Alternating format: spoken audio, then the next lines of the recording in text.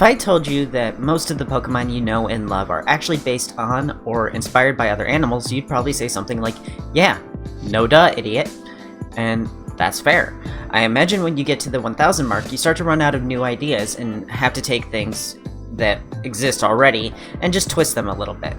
This is obvious from the first generation alone, though, as we have Psyduck, who is just a duck, and Squirtle, who is just a turtle.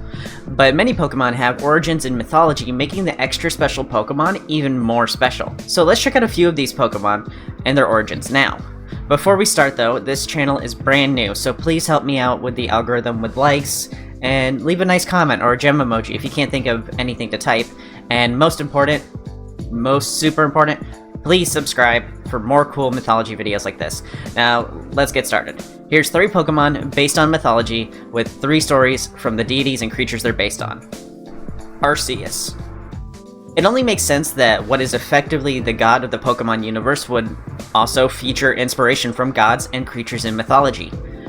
Arceus, also known as the Original One, created the Sinnoh and Ransai regions, as well as the known Pokemon universe: Uxie, Azelf, Mesprit, Dialga, Palkia, and Giratina. In many mythologies, a god typically embodies only one element or several related elements, like how Hephaestus in Greek mythology isn't just the god of the forge, but fire too. Arceus, however, is a god of everything, being capable of embodying every Pokemon typing from normal to fairy.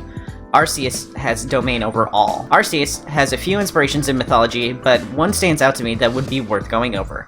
According to its Pokédex entry in Brilliant Diamond, it is described in mythology that this Pokemon shaped the universe with its 1000 arms. This is a direct reference to Avalokitesvara, the Bodhisattva of compassion. Avalokitesvara embodies the compassion of all Buddhas, much like Arceus embodies all of the Pokemon typings. The story of the 1000-armed Avalokitesvara is, we're just going to call him Avalo for short. Avalo vows to never sleep until he has freed all intelligent creatures from samsara. Samsara is the cycle of birth, death, and reincarnation. It represents the inherent cyclical nature of the universe. Anyway, Avalo made great efforts in freeing people from the cycle, but many unhappy people still existed. He fails to understand the needs of so many people, and so he splits his head into 11 pieces, which Amitabha sees and gives him 11 heads to better hear the suffering. Avalo, being the kind being that he is, tries his best to reach out to all those who need his help, and finds that he can't. He can hear all the suffering in the world, and can't do anything to fix it. His arms shatter trying to help each one, and again, Amitabha helps him by giving him 1000 arms to help heal the thousands who need him. Really, it's a beautiful story, and I think it's an incredibly relatable one too. We all see suffering, and we all want to help each other, but we aren't deities, we're not gods, we can't be everywhere. We can't just grow extra arms and help each other, but maybe we can each act as an arm for Avalokitesvara and reach out and help at least one other person for him. Torterra. Torterra is a huge tortoise with a grumpy-looking face, standing at 7 feet tall or 2.2 meters for the tea drinkers out there. They also grow a microbiome on their back. The Pokédex entry refers to Torterra as the continent Pokemon, which even if it didn't, I think it'd be pretty obvious what mythology this one is based on. Torterra is inspired by the world turtle. The world turtle is special in that its origin is actually in multiple mythologies, being represented in Hindu, Chinese, and indigenous American mythology. In Hindu mythology, the turtle is known as Akupara, and comes from an excerpt in this word that I can't find a pronunciation guide for, so I'll just use the translated name, the King of Knowledge. In the King of Knowledge it says, a vulture. Whichever has only little strength rests in the sky, holding a snake in its beak for a prahara, 3 hours. Why can the deity in the form of a tortoise, who possesses an inconceivable potency, not hold the earth and the sky for a kalpa, billions of years? So, I'm gonna be honest, I took that straight from the Wikipedia. But, so a bit of a footnote for this tortoise, which is consistent across all the tellings, is there's just not that much info for this guy. But we're gonna go over them anyway. The tortoise here in Hindu mythology is a big turtle who supports several large elephants on his back, and the elephants support the earth on theirs. But it's not known what supports the tortoise itself. Does it swim through space endlessly, or is it standing on something else?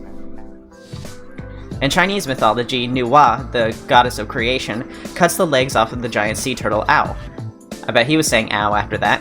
And uses them to hold up the sky after it was damaged by Gong Gong, the water god, when Gong Gong damaged Mount Buzhou, which used to hold up the sky in the heavens. Nuwa is the creator goddess. She created man in Chinese mythology, and Gong Gong is the water god, who is a serpent with a copper human head. Gong Gong is a naturally destructive deity, and is often blamed for many disasters, so Gong Gong likely didn't even have a reason to destroy Mount Buzhou. The last story is from indigenous Americans, specifically the Lenape people. They said they once felt a big earthquake a long time ago, followed by an unusual eclipse or darkening of the sun, and they said that this was believed to have happened because the great turtle who holds up the earth was changing position.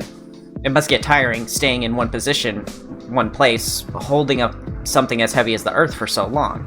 So the big guy got tired, needed to stretch, readjust his position, and while doing so, his shell accidentally blocked the sun for a bit.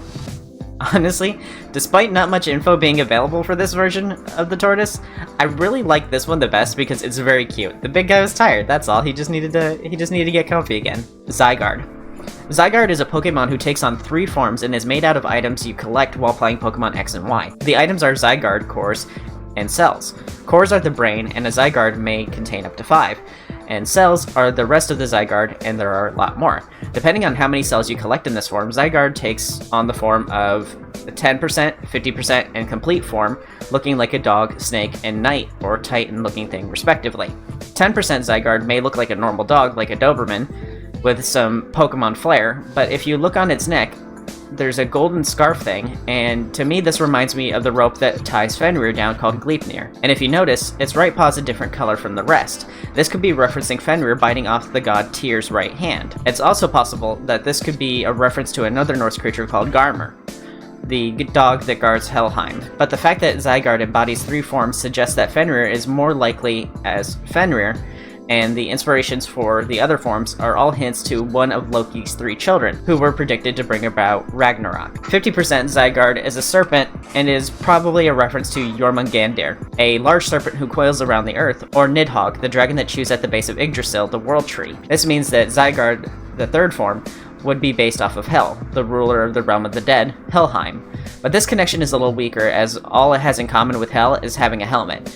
So really, whether you believe this one is Norse mythology or not depends on how close 10% is to Fenrir to you, or the etymology of the name. The Zy part is reference to it being made up of zygotes, and the Guard part is being very close to Garder, which is Norse for realm. Some bonus mentions. There are lots of Pokemon that are based on mythological creatures that don't have a ton of info about them, and would just come across as a list. Moltres and Ho-Oh, for example, seem like they could be a phoenix.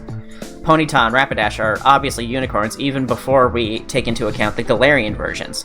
Zapdos is the Thunderbird from Native American mythology, and there are lots more who do and don't have stories tied to them, like Infernape and Sun Wukong. But I don't want to talk your ear off about this forever, so thanks for watching this long. Like the video to tell me you want another Pokemon mythology video, and I'll see y'all next time. Stay funky.